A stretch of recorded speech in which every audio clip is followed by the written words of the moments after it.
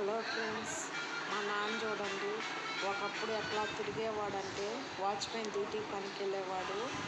ఆయన పంటేపల్లి నుంచి గొల్లమూడి రోడ్డు దాకా నడుచుకుంటూ పోయేవాడు. ఇప్పుడు ఏమంటే మతి స్థిమితం లేక అటు ఇటు తిరుగుతూ ఉన్నాడు.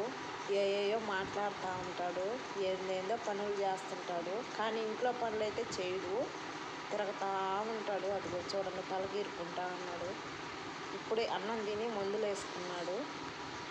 అదిగో అటు ఇటు తిరగాలని చెప్పని తిరుగుతూ ఉన్నాడు.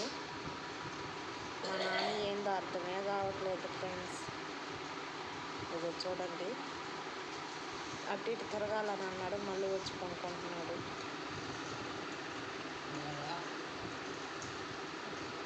చూడండి ఫ్రెండ్స్.